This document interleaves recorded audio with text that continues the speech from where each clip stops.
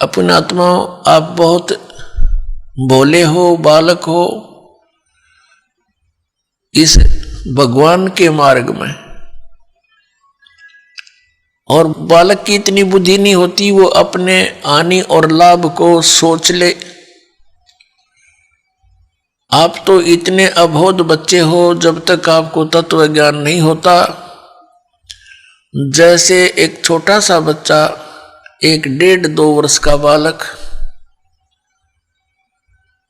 उसको ज्ञान ही नहीं किसी भी पदार्थ का, ये अच्छा है या बुरा है। वो छोटा सा बालक किसी भी ऐसी वस्तु को, जैसे अग्नि में हाथ दे देता है, गर्म दूध है रखा है गिलास में, उसको हाथ मारता है, गिरा लेता है, आप भी जल जाता है, हाथ भी जल जाता है। तो ऐसे उसको पता ही नहीं और फिर रोता है। उसको पता ही नहीं कि जो तू कर रहा है ये ना करने के कार्य है। ठीक इसी प्रकार परमात्मा ने, परमेश्वर कबीर जी ने आकर बताया कि जो क्रियाएं तुम कर रहे हो जो शास्त्र अनुकूल नहीं है, वो क्रियाएं कर्ण की नहीं है। शास्त्रों अनुकूल कौन कौन सी क्रियाएं हैं, कौन कौन सी ना करनी चाहिए, कौन सी करनी चाहिए, उसके विषय में शास्त्र ही प्रमाण है। उस परमेश्वर ने आके हमें याद दिलाया, झूठे सुख को सुख कहे, ये मान रहा मन मोद, ये सकल चबीना काल का, कुछ मुख में कुछ गोद। परमात्मा ने हमें याद दिला कि तुम्हें यहां ऐसे रोक रखा है जैसे कसाई बकरे पालता है, बकरियां पालता है, नर और मादा को एक ही स्थान पर रख लेता है सैकड़ों की संख्या में। जिस कसाई की अच्छी कंजम्पशन होती है वो कई सैकड़ों की संख्या में बकरे और बकरियों को पालता है। उनके लिए एक चरागाह बना देता है, एक तालाब बनाता है, एक शेड डाल देता है। गर्मी और सर्दी से बचने के लिए वे वहां उसके नीचे आ जाते हैं और उनकी बड़ी देखभाल करता है, केयर टेक करता है। तो वो बकरे भोले भाले ये समझते हैं कि हमारा स्वामी, हमारा मालिक बड़ा दयालु है, हमारे लिए कितनी सुविधा दे रखी है। लेकिन उनको ये ज्ञान नहीं कि जब तुम्हारे यहां से वो किसी के बेटे को निकाल ले जाता है, किसी की बेटी को, किसी की मां को, किसी के भाई या पिता को, तो उस समय इसकी दयालुता तुम्हारी बुद्धि में नहीं रहती। तो पुण्यात्मा, जब वो कसाई बकरों के पास जाता है, वो बकरे उसको नेक व्यक्ति जान के, अपना हितैषी मान के उसकी तरफ दौड़ कर जाते हैं, उसको प्यार देना चाहते हैं। जैसे कोई किसी पशु को संभालता है प्रतिदिन, और वो पशु भैंस या गाय बैल, जब भी वो व्यक्ति उसके पास आता है उससे वो प्यार करता है, उससे लाड करता है, क्योंकि आत्मा के अंदर किए कर्म के प्रतिफल का एक विशेष भाव बनता है। इसी आधार से वो बकरे उस कसाई के हाथ को चाटते हैं। कोई ऐसे ऊपर को पैर करके उसको सीने से लगाना चाहता है, प्यार देना चाहते हैं। अब वो ऐसे पकड़ कर देखता है, बकरों को हाथ लगा कर देखता है जगह जगह से। वो तो ये देख रहा है इसमें यो कितना मांस चढ़ गया, इसका ऊपर कितने कै किलो का बिकेगा, और वो चाटते हैं, उसको लाड देते हैं, ऐसे जीभ से चाट चाट कर प्यार देते हैं, बड़ा नेक आदमी है। और वो एस्टीमेट लगाने लग रहा है यो कितने का बिकेगा। परमात्मा ने आके बताया कि ठीक इसी प्रकार खाई खुराका पैन पोशाका यम का बकरा पलता है।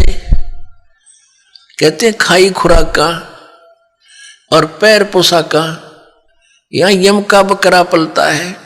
इस काल के बकरे पल रहे हो तुम।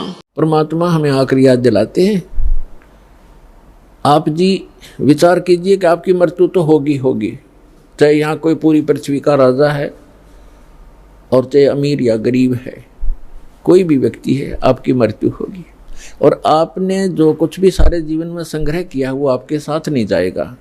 ये तो यूनिवर्सल ट्रूथ है, आपको सबको मालूम है। और पुण्यात्माओं, ठीक है, आपके पूर्वजन्म के पुण्य हैं, आपको जो भी वस्तु उपलब्ध है इसको ये समझ लो कि आपकी नहीं है। आप एक रेस्टोरेंट में रह रहे हो। अब जैसे अच्छे पूंजी वाले व्यक्ति, सेठ धनी व्यक्ति अच्छे रेस्टोरेंट में जाकर के अपना 1 2 3 4 जैसा भी वो वहाँ दिन रात व्यतीत करना चाहते हैं, तो उनके पास पैसा घना है, तो वे हाई क्लास के, हाई क्वालिटी के रेस्टोरेंट के अंदर रह रहे हैं। वहाँ सुविधाएं अच्छी हैं, सोफ़ा सेट हैं, बढ़िया पलंग हैं, टीवी रखे हैं, सारी व्यवस्था है वहाँ पर। बैल बजा दी, बैरा आ गया, जो वस्तु मांगी उपलब्ध होगी खाने और पीने की। और एक गरीब व्यक्ति जाके एक सिंपल होटल में रुका है जिसमें एक तख्त पड़ा है और सिंपल आहार है, थोड़ा खर्चा है उसका। तो ऐसा ही समझ लो आप, जो गरीब है वो एक सिंपल होटल में रह रहा है, अमीर है वो बड़े होटल में रह रहा है, लेकिन वस्तु किसी की नहीं। वहाँ पर होटल में गए व्यक्ति को पता होता है कि यहाँ तेरी वस्तु कोई नहीं है, इनको प्रयोग कर सकता है, वो भी अपने खर्चे से। तो इस काल भगवान का ये होटल है फॉर एग्जाम्पल। और इसमें आपके पुण्यों के कारण आप सुविधा जो आपको है वो आपके पूर्वजन्म की पूंजी से है, जेब आपकी ही खर्च हो रही है। जो सुविधाएं आपको उपलब्ध हैं आपके पुण्य क्षीण हो रही है। और गरीब व्यक्ति है वो समझ ले सिंपल होटल में रह रहा है, कोई झोंपड़ी में है, चाहे सिंपल मकान में रह रहा है, तो वो भी एक होटल में ही है। एक दिन दोनों ने ही जाना है और दोनों ने वो सब वस्तुएं यही छोड़ जाना है। अब जाना कहाँ है? स्वदेश को जाना है। होटल में व्यक्ति वही रहता है जो विदेश गया हुआ है, अपने घर से बाहर है। आज तक आपको यही नहीं मालूम कि हम इस होटल को छोड़कर प्रस्थान कहाँ करेंगे। आपको तो जबरदस्ती जब आपकी पूंजी समाप्त हो जाती है, आपका समय समाप्त हो जाता है, उस होटल से पकड़कर बाहर फेंक दिया जाता है सड़क पे, आप कहीं जाओ। सर्वधर्मान परित्यज माम, इसका विधान है ये खुद कहता है कि मेरे सत्र की पूजा मुझे दे दे, इसका प्रतिफल मत ले। और एकम शरणम व्रज, एकम माने अद्वितीय, जिसके बराबर दूसरा ना हो, यानी सर्वशक्तिमान परमात्मा की शरण में जा। व्रज माने जाना हो, ताड़ना नहीं होता। अहम तवा सर्व पापे भो मोक्षामी मां शुच, अब ये कहता फिर मैं तुझे सब पापों से मुक्त कर दूंगा, तू चिंता मत कर, आपे कर देगा। जब हम इसका ऋण दे देंगे, ये मांगे कि हमारे, ये अपने खुश हम अपने खुश। तो जब तक हम ऋणी थे, मजदूर थे इसके, तो ये हमें कोई नाच नचा रहा था, हमने नाचना पड़ा था। तो इस प्रकार हम जब यहां से चलेंगे, जैसे आपको प्रथम मंत्र दिया जाता है, वो यहाँ की संसारिक सुविधाएं, टैक्स, जैसे आपने बिजली कनेक्शन ले रखा है, टेलीफोन कनेक्शन ले रखा है, और पानी का कनेक्शन ले रखा है, गैस कनेक्शन ले रखा है, या किसी से बैंक लोन ले रखा है, तो उसको वापस दोगे, देते रहोगे टैक्स किराया, उसको उनका जो चार्ज है, तो आपको सुविधा प्राप्त होंगी। तो जब तक आपने संसार में रहना, यहाँ की जो सुविधा तुम्हें चाहिए वो प्रथम मंत्र से मिलेंगी, उनके बीच के 5 नामों से। और फर्स्ट एंड लास्ट जो मंत्र है, ये आपकी भक्ति में, सतलोक जाने की भक्ति में अलग से कमाई साथ जुड़ती है। एक तो इतना गरीब है, फाइनेंशियली इतनी वित्तीय हालत उसकी कमजोर है कि रिक्शा चला रहा है। एक ऐसा है मजदूरी कर रहा है, एक रिक्शा चला रहा है, एक उसके अंदर विराजमान है, बैठा है, दोनों ही मनुष्य। तो पुण्यात्माओं, एक गाड़ी चला रहा है ड्राइवर, एक मालिक उसमें बैठा है, और गाड़ी भी मालिक की है। तो इतना भेद यूं क्यों हो गया?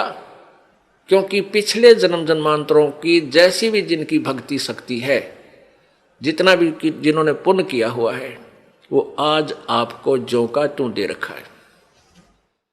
जिन्होंने पीछे कोई पुण्य किया नहीं, वो आज कंगाल है और एक एक पैसे को मांगते फिर रहे हैं। अब कोई नहीं सुना है।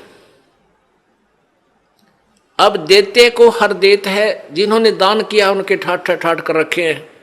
छोटा सा बच्चा बिजनेस में लग जाता है और चारों तरफ से उसके पूरी प्रोग्रेस हो जाती है, विकास होता है, क्योंकि उसने पिछले जन्म में पुण्य कर रखे। वो भगवान दे ही देगा, उसमें टोटा होना ना दे उसके। तो इस प्रकार अब आप जो दान करोगे,